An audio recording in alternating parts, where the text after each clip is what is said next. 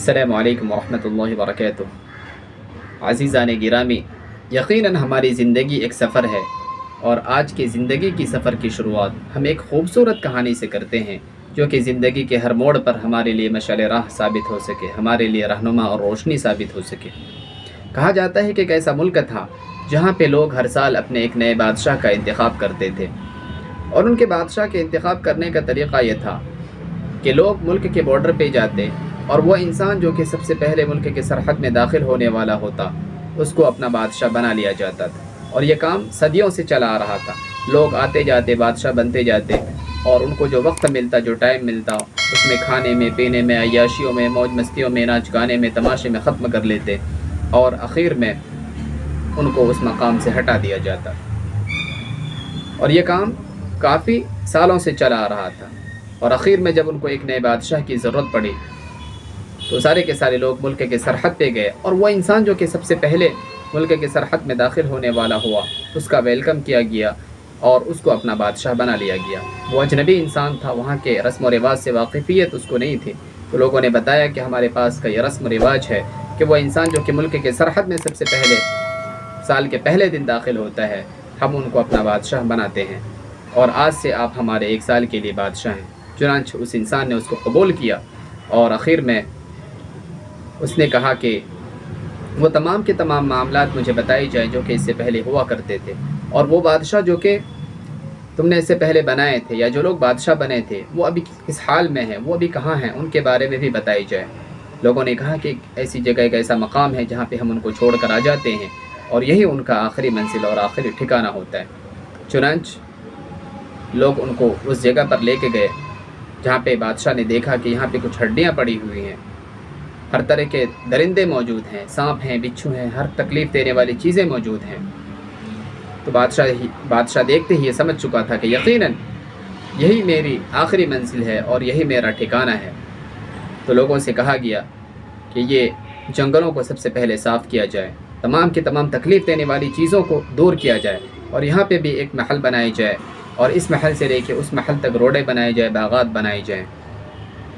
اور دیکھتے ہی دیکھتے سال مکمل ہوا، اور تمام کے تمام کام بھی ختم ہو چکے تھے، اور بادشاہ نے کہا کہ میرا سال ختم ہو چکا ہے، اب مجھے اس جگہ پہ، اس جنگل میں چھوڑ کر آ جاؤ جہاں پہ تم اپنے بادشاہوں کو چھوڑا کرتے تھے۔ تو لوگوں نے کہا کہ اب جنگل کہاں رہا، اب جنگل نہیں رہا، یقیناً آپ بڑے عقل مند اور بڑے ہوشیار آدمی ہیں، بڑے سلیقے والے انسان ہیں، اور آپ نے اس زندگی کو فوقیت دیا، اس جگہ کو فوقیت دیا جو کہ آپ کا ہمیشہ ہمیشہ کا ٹھکانہ تھا۔ تو آپ کو ہم اپنے عہدے سے برخاست نہیں کریں گے، بلکہ آج سے آپ ہمارے ہمیشہ ہمیشہ کے لیے بادشاہ بن چکے ہیں۔ یقیناً یہ ایک مثال ہے ہماری زندگی کا، اور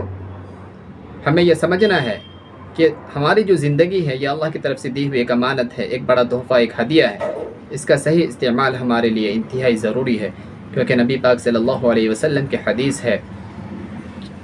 کہ الدنیا مزرع الآخرہ، کیونکہ دنیا آخرت کی کھیتی ہے، کہ جو چیز ہم دنیا میں کریں گے وہی چیز ہمیں آخرت میں ملنے والی ہے۔ اور ایک چیز ہمیں یاد رکھنی چاہیے کہ اللہ تعالیٰ نے قرآن کریم میں کہا ہے کہ کل نفس ذائقۃ الموت، کہ ہر ایک جاندار کو موت کا مزہ چکھنا ہے۔ اور دنیا کے متعلق اللہ تعالیٰ نے کہا کہ وَمَا هَذِهِ الْحَيَاةُ الدُّنْيَا إِلَّا لَهْوٌ وَلَعِبٌ وَإِنَّ الدَّارَ الْآخِرَةَ لَهِيَ الْحَيَوَانُ، کہ دنیا کی جو زندگی ہے وہ صرف اور صرف ایک تماشا ہے،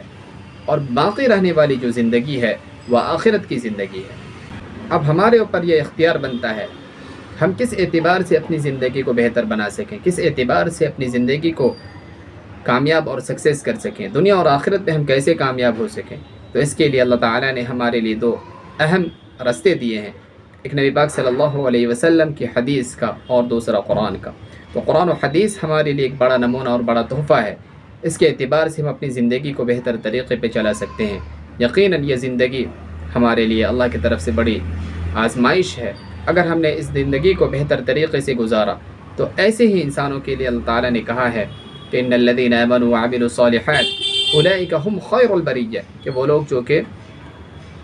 مومن ہیں اور نیک عمل کرنے والے ہیں، ایسے لوگ دنیا میں سب سے اچھے لوگ ہیں، روئے زمین پہ سب سے اچھے لوگ ہیں۔ اور اس کے ساتھ ساتھ اس کے بدلے کے بارے میں کہا کہ جزاؤہم عند ربہم جنات عدن تجری من تحت الانہار خالدین فیہا ابدا، کہ ایسے لوگوں کے لیے ایک ایسی جنت ہے جس کے نیچے سے نہریں جاری ہیں، جس میں کہ وہ ہمیشہ ہمیشہ رہیں گے۔ تو یقیناً وہ جنت کو پانا اتنا آسان نہیں ہے۔ بہت سارے معاملات، بہت ساری چیزوں میں ہمیں اس چیز کا خیال رکھنا ہوگا کہ ہماری زندگی اسلامک نقطہ نظر سے کتنا دور ہے۔ کیا ہم اپنے زندگی کو اسلام اور اسلامی طریقے پہ چلا رہے ہیں یا نہیں؟ ہم نبی پاک صلی اللہ علیہ وسلم اور اللہ کے فرمان کے اعتبار سے کتنا بہتر رستے پہ ہیں؟ اور خاص چیز یہ کہ ہمیں اس کے لیے اللہ سے دعا بھی کرنے کی ضرورت ہے کہ اہدنا الصراط المستقیم، کہ اللہ ہمیں سیدھے رستے پہ چلائیے۔ صراط الذین انعمت علیہم، اس رستے پر جس پر کہ آپ نے انعام فرمایا ہے، یعنی جس پر کہ اللہ تعالیٰ نے وعدہ کیا ہے جنت کا دینے کا۔ اور آخر میں یہی کہوں گا، اور ہمیں یہ چیز سمجھ لینی چاہیے کہ یہ دنیا سب کچھ نہیں ہے، بلکہ کچھ بھی نہیں ہے، صرف اور صرف ایک تماشا ہے، اور اس پل بھر کے تماشے کے لیے ہمیں اپنی آخرت کو برباد نہیں کرنا چاہیے۔ والسلام علیکم ورحمۃ اللہ۔